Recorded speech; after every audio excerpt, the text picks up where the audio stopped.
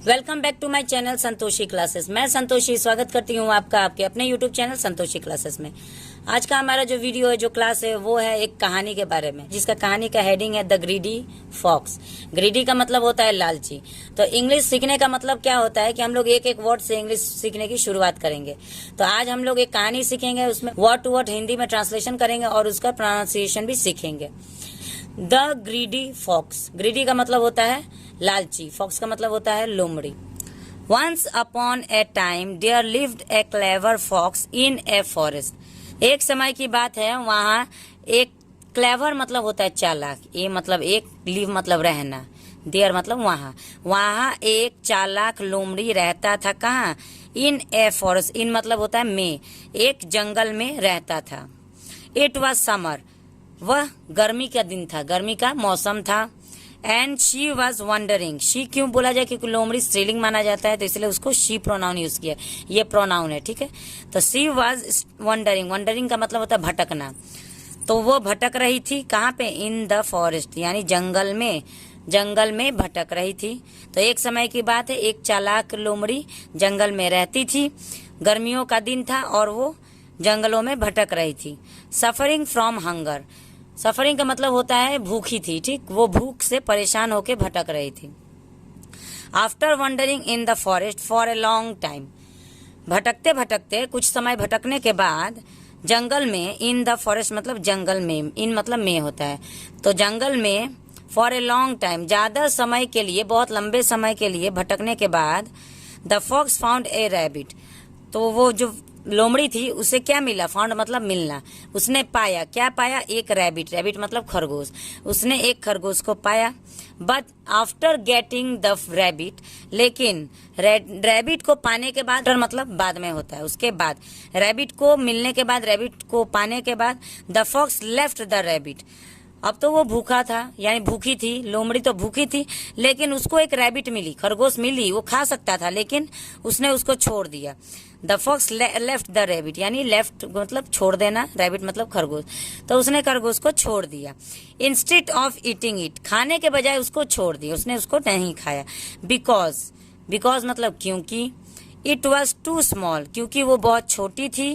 That eating it was going to fill the fox stomach, लेकिन उसको खाने के बाद उसका पेट कहाँ भरने वाला था? उसका पेट नहीं भरता, क्योंकि वो बहुत छोटी थी, इसीलिए उसने उसको छोड़ दिया। After this the fox moved ahead and started wandering in the forest again.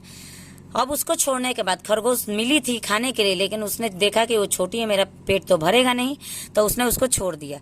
After मतलब उसके बाद, आफ्टर दिस मतलब उसके बाद, उसको छोड़ने के बाद द फॉक्स मूव अहेड, यानी कि वो जो लोमड़ी थी वो आगे बढ़ी। मूव अहेड मतलब आगे बढ़ी। एंड मतलब और, स्टार्टेड वंडरिंग यानी कि शुरू किया, फिर क्या? भ्रमण, यानी भटकना शुरू किया। इन द फॉरेस्ट अगेन, फिर से जंगलों में भटकना शुरू किया। After wondering in the forest, और जंगलों में फिर से भटकने के बाद, फॉर सम टाइम, कुछ समय के लिए जंगलों में भटकने के बाद, the hungry fox saw a deer. उसके बाद थोड़ी देर जंगलों में भ्रमण करने के बाद उस भूखे भेड़िए को क्या दिखा? एक हिरन दिखी। डियर मतलब हिरन, एंड मतलब और, and the fox mouth start watering. उसके बाद फॉक्स का जो मुंह था, जैसे कि लोमड़ी का मुंह था, वो क्या हो गया? पानी आने लगा, जैसा मुंह में पानी आना, वही पानी आने लगा। The fox started running after the deer. उसके बाद वो जो लोमड़ी थी वो क्या किए? स्टार्टेड रनिंग मतलब दौड़ना शुरू की, डियर के पीछे, यानी हिरन के पीछे भागना शुरू की, उसको पकड़ने के लिए। टू कैच इट, उसको पकड़ने के लिए उसके पीछे भागने लगी। The fox chases the deer. Fox अपना पूरा शरीर का ताकत लगा दिया दौड़ने में, उसको पकड़ने के लिए। विथ ऑल हिज माइट, पूरा ताकत लगा दिया उसको पकड़ने के लिए।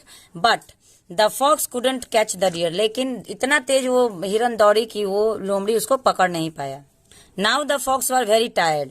अब क्या हुआ कि उस जो लोमड़ी था वो बहुत ही थक गया दौड़ते दौड़ते। इन सर्च ऑफ फूड, भोजन की तलाश में वो थक गया।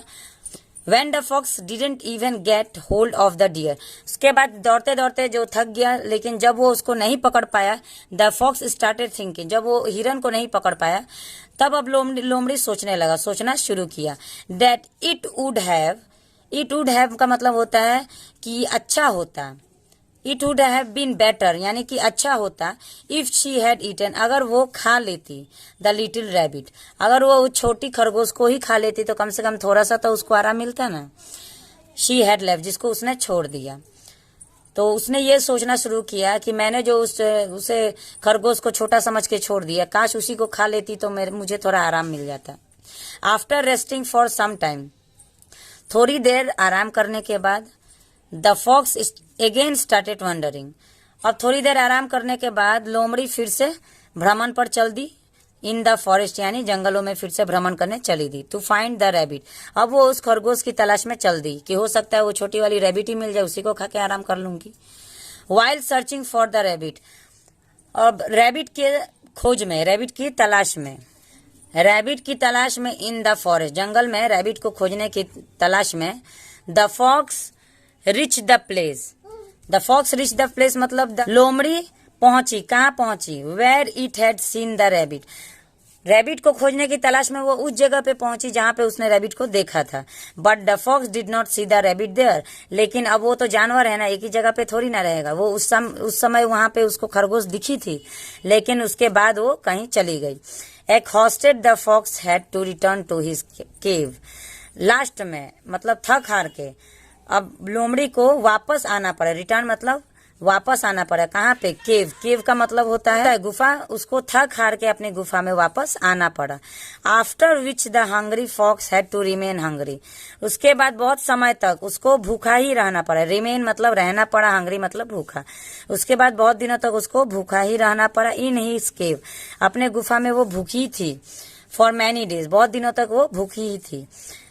After many days the fox got food, और उसके बाद बहुत दिनों के बाद जाके, 2-4 दिन 10 दिन के बाद जाके उसको खाना मिला।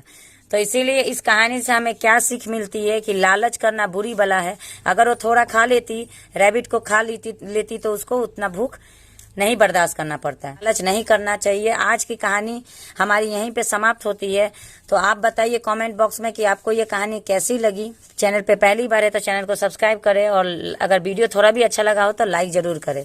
चलिए मिलते हैं नेक्स्ट वीडियो में एक और अच्छी इंटरेस्टिंग कहानी के साथ, तब तक के लिए जय हिंद।